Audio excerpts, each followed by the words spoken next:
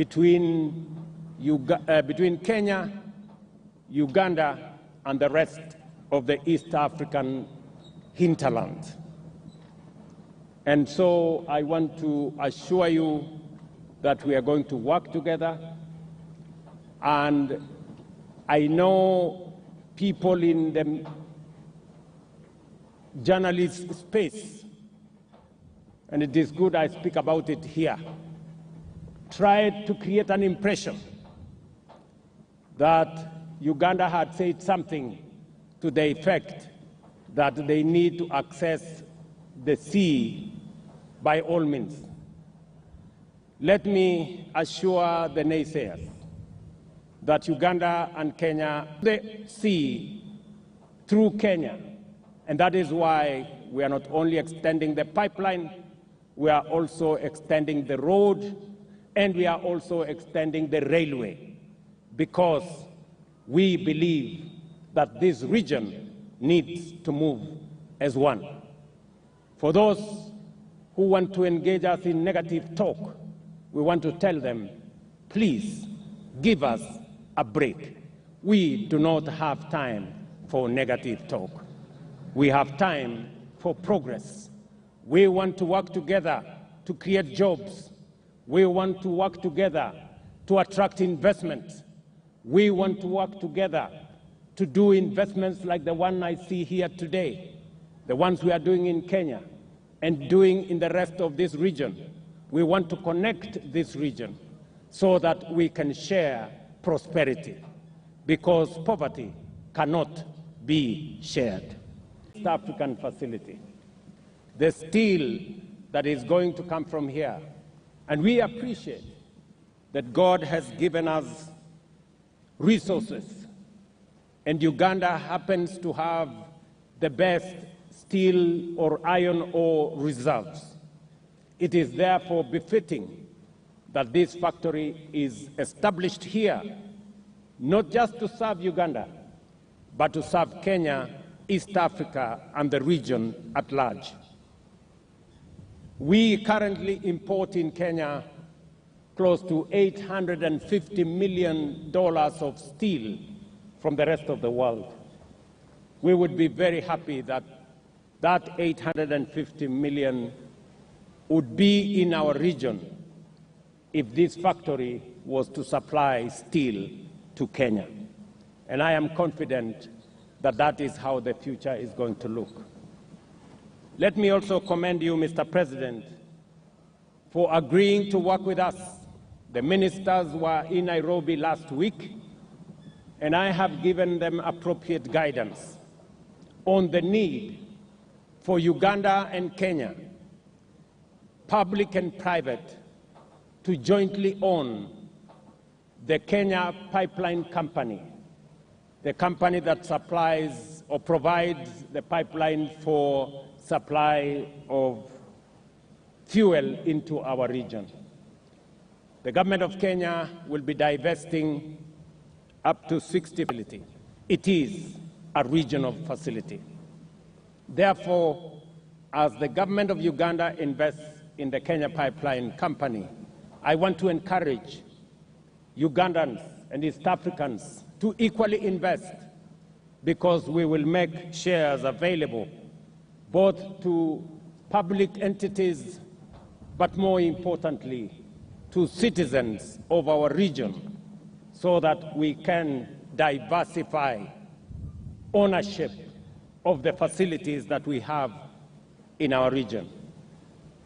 Secondly, Mr. President, let me also reiterate that the joint investment of the pipeline from Eldoret through Kampala to the border with DRC and to Rwanda is an advantage. The government of Kenya, we have given approval for our two governments to work together to co-invest in extending that line, that pipeline, so that it can serve East Africa as we jointly own that facility. And thirdly, Mr. President, in January, We will be launching the extension of the standard gauge railway from Naivasha to Kampala and onward to join the pipeline from from Malaba to Kampala and onward to DRC. Again, that investment that we will coordinate the two governments is for us to be able to improve transport and logistics in our region so that we can be better competitive as we seek to be a region that works together. Your Excellency, I am very confident. We exported close to 120 billion Kenya shillings to this great country. And the bilateral relations between Uganda and Kenya are solid. Let me assure you, Mr. President, that Kenya is going to work with Uganda and other regional partners for the prosperity of this region, to create a much more competitive region, to make sure that we extend the pipeline, to make sure that we co-invest in the pipeline, that we extend the railway.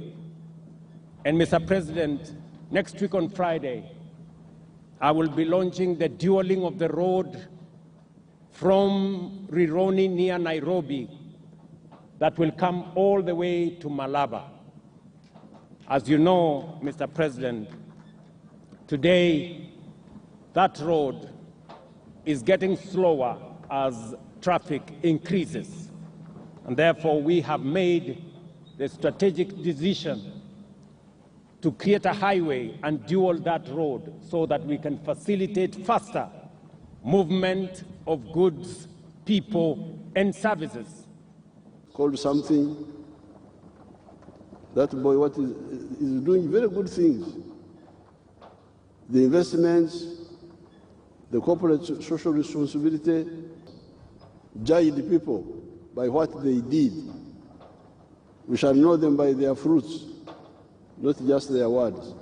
So these Indians, I'm told Guru is like a reverend or something like that. Are you a bishop or what? He's a priest. He's a reverend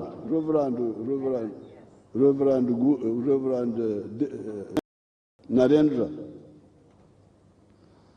They are doing a good job, not only in this area, but also in other activities. Now I will support the railway siding to come to the factory. I will support it for sure. And I tell now the Deputy Prime Minister who is here, Rebecca Kadaga, to take it up straight away, how to bring a railway siding to the factory so that the items go from the factory to the railway and go to different parts. Now, what you Africans need to know is the power of the pocket, the purchasing power. You can imagine the money we are giving to foreigners. $500 million a year from Uganda to foreigners. This is a lot of support for them. Kenya, you have had. So if that money remains in our pocket, instead of giving it to others, we shall be much better off. So nobody should tell you that we don't have power. We have power, but we don't use it. The power of the pocket, purchasing power is power. We have been buying Japanese vehicles ever since 1990. And by the time we came from fighting Yamin, Japanese vehicles had taken over from the British and the German. So I talked to the Japanese, can you come and assemble your vehicles in Uganda? They were not interested. But now, we are making our own vehicles. Do you have them on the screen? You can show them. If you have them. The Chira motors. You don't have it. But we are making our own vehicles, electric vehicles, buses, other types, from beginning to end. So the Japanese now came and say, I want to assemble. I said, no, sorry, too late. I can't allow you. You lost your chance. Because assembling means you bring the same vehicle, knock down, and you just put it together here. The only saving is like 15%. But this shows you the power of the pocket.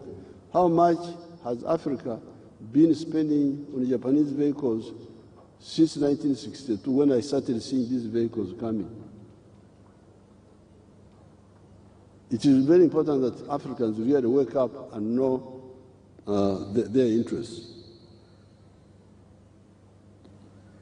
I want to salute His Excellency Ruto. He's a real Pan-Africanist.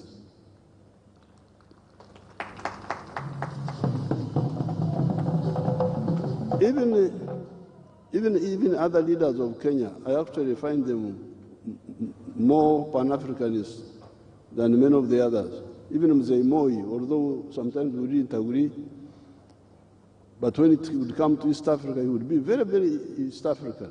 Museveni, Kibaki, His Excellency in charge of Kenya, and we are now, you can see the fruits now, because this is the one who was encouraging Mr. Guru. Yes, Mr. Guru is private sector, but His Excellency Ruto was encouraging him. So we are going to move very far. You have heard what he has said about the pipeline. These roads, the transport system is now irrational. We need to rationalize it. Why is it irrational? Barabara, the road, they are small cars. They are railways carrying cargo. They are petrol tankers carrying petrol, all on the road. So we need to disaggregate, separate. Fuel pipeline, toka kwa barabara. You go through the pipeline. Mizigo, gari moshi. Mizigo mikubwa. The train. Barabara, light cargo and passenger. And you heard what he was saying about also the dual carrying the roads instead of just two lanes. So on the pipeline, I thank him and congratulate him. We are going to co-invest in that one together, all the way up to the Congo border, so that we take. And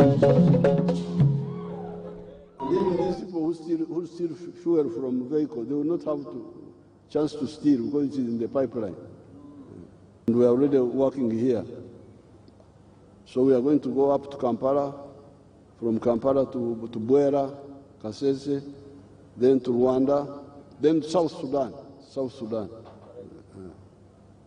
So the future, what is happening here shows you that the future is very bright.